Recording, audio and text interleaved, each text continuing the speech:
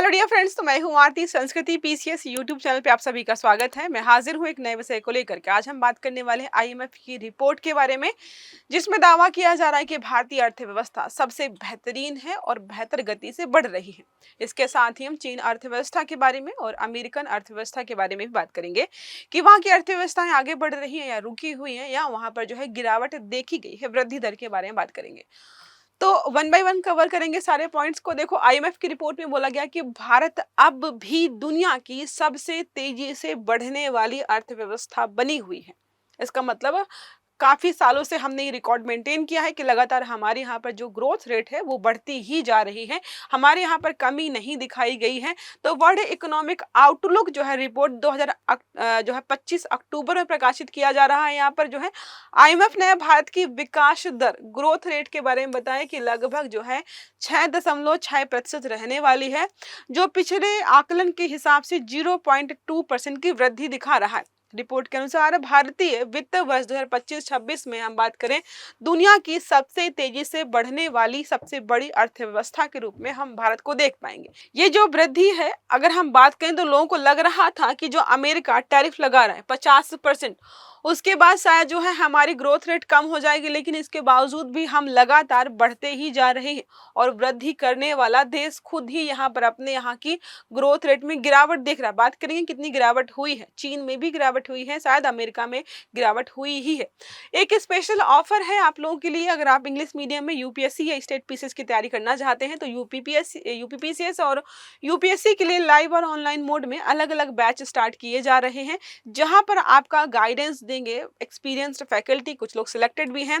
15 से 16 महीने में सारा सिलेबस कवर किया जाएगा। जीएस पेपर 1, 2, 3, 4 के साथ यूपीपीसीएस का पेपर नंबर 5 और 6 भी यहाँ पर कवर कराया जाएगा। इंटरेक्टिव क्लासेस होंगे, डाउट सॉल्विंग्स होंगे, रेगुलर नोट्स दिए जाएंगे, साथ में स्टडी सपोर्ट भी दिया जाएगा। इसके अलावा कोई और डाउट है तो आप इस नंबर पर कॉल करके 9555 पर सारी जानकारी ले सकते हैं। मोस्ट इंपॉर्टेंट बात इस बैच की ये है कि जो स्टार्टिंग के 100 स्टूडेंट्स एडमिशन लेंगे उनको बहुत बड़ा डिस्काउंट मिलेगा और बैच मात्र 25,000 में मिल जाएगा। बैच तो 30 अक्टूबर से स्टार्ट होने वाला है, लेकिन एडमिशन स्टार्ट हो गए हैं, तो जल्दी से जो है इस बैच का फायदा जरूर उठाएं। अब बात करते हैं मुख्य बिंदुओं पर। भारत की विकास दर के बारे में हमने बात कर ली है कि 6.6% रहने वाली है। पिछली बार 6.4% थी, अब यहाँ पर 0.2% की वृद्धि हुई है।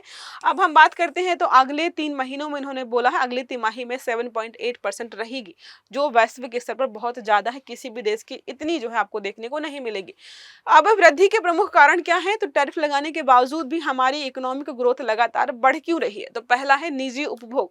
हमारे यहाँ पर प्राइवेट कंजम्पशन इतना ज्यादा है कि किसी दूसरे देश के टैरिफ लगाने ना लगाने से कोई फर्क पड़ा नहीं। कैपिटल एक्सपेंडिचर भी अच्छा खासा किया जा रहा है। साथ में उद्योग और सेवा क्षेत्र में यहाँ पर तीव्र विस्तार हो रहा है। खासकर हम बात करते हैं आईटी, वित्तीय सेवाएं और निर्माण मैन्युफैक्चरिंग में। हम भारत को मैन्युफैक्चरिंग हब बनाना चाहते हैं। सरकार इस क्षेत्र में लगातार काम भी कर रही है।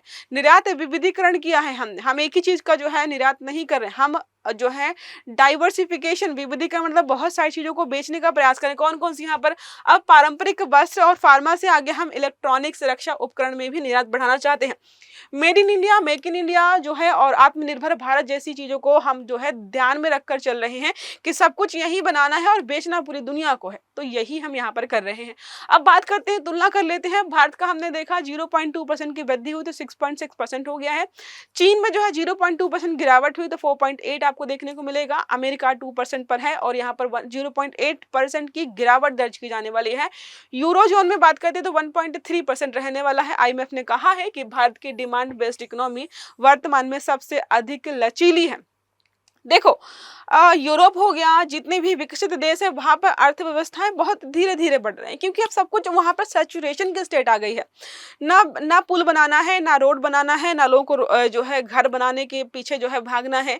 तो वहां पर क्या है, धीरे धीरे ही ग्रोथ हो रही है। कुछ समय बाद भारत भी ऐसी सिचुएशन में पहुंचेगा जहां पर हमारी ग्रोथ रेट भी कम होगी या जो है गिरना शुरू कर देगी।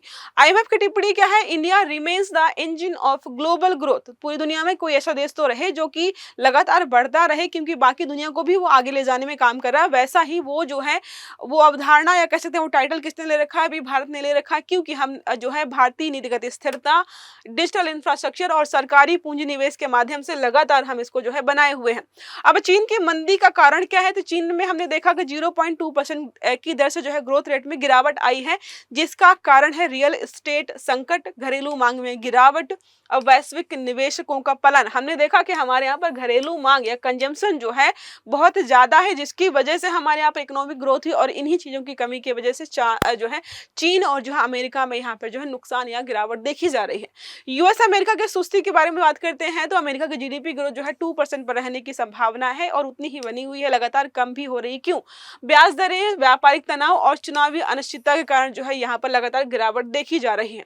वैश्विक अर्थव्यवस्था का परिदृश्य हमने देखा है कि विश्व की औसत वृद्धि जो है 3.2% है और विकसित देशों में औसत वृद्धि कितनी है, 1.7% है। यहाँ पर जो भी उभरती हुई अर्थव्यवस्थाएं हैं वहां पर वृद्धि दर ज्यादा है, क्योंकि वो बहुत तेजी से ग्रूम करें तो लगभग 4.3% की दर से उभरती हुई अर्थव्यवस्थाओं के यहाँ पर जो है ग्रोथ रेट आपको देखने को मिलेगी। भारत की नीतिगत बढ़त यहाँ पर यह है कि डिजिटल भुगतान और यूपीआई पेमेंट जैसी चीजों को हम लगातार बढ़ावा दे रहे हैं। वित्तीय समावेशन, हर व्यक्ति का बैंक अकाउंट, हर व्यक्ति को जो है अपने जो है वित्तीय जो है सिस्टम से जोड़ना चाहते हैं। लगातार सरकार प्रयास करी जनधन अकाउंट्स के माध्यम से, और भी चीजें हैं की जा रही हैं। जीएसटी संग्रह, कर राजस्व और निवेश का माहौल जो है यहाँ पर सुधरता जा रहा है, जिसकी वजह से भी ग्रोथ हो रही है। हरित ऊर्जा तो ग्रीन एनर्जी की तरफ हम लगातार बढ़ रहे हैं, रक्षा उत्पादन कर रहे हैं, सेमीकंडक्टर निवेश में भी तेजी हो रही है।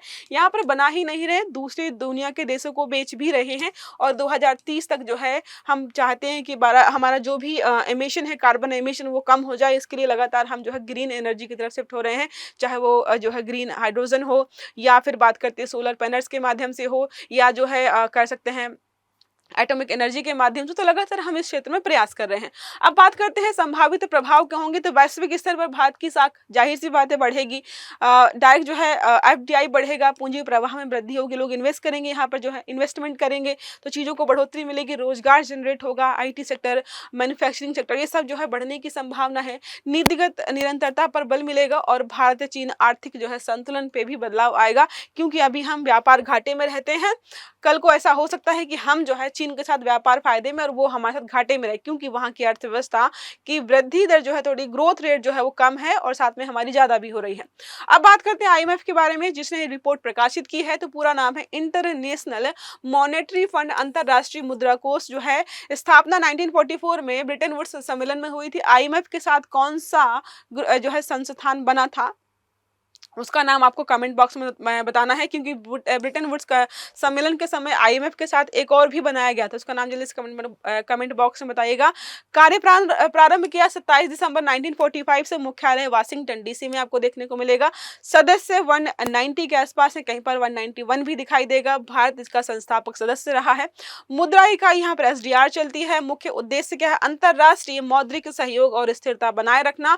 रिपोर्ट कौन कौन सी प्रकाशित करता है, तो वर्ल्ड इकोनॉमिक आउटलुक जो है ये जारी करता है, वैश्विक आर्थिक रुझानों का विश्लेषण करके कि कौन सी अर्थव्यवस्था बढ़िया है, कहां पर लोग जा रहे हैं, कहां से लोग भाग रहे हैं।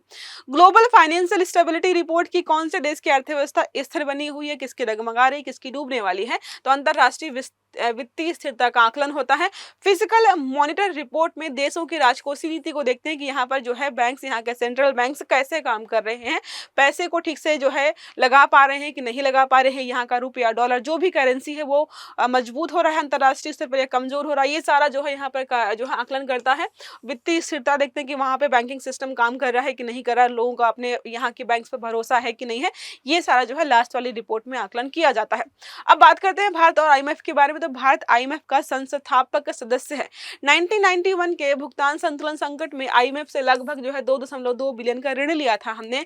भारत ने आईएमएफ की एसडीआर प्रणाली के माध्यम से विदेशी मुद्रा भंडार को मजबूत किया है। भारत उभरती हुई अर्थव्यवस्थाओं, इमर्जिंग मार्केट ब्लॉक के समूह में जो है प्रभावशाली भूमिका निभा रहा है और आईएमएफ की हालिया रिपोर्ट हमने देखी ली है। 6.6% जो है ग्रोथ रेट रहने की संभावना है, इन्होंने बता दिया है। ठीक है।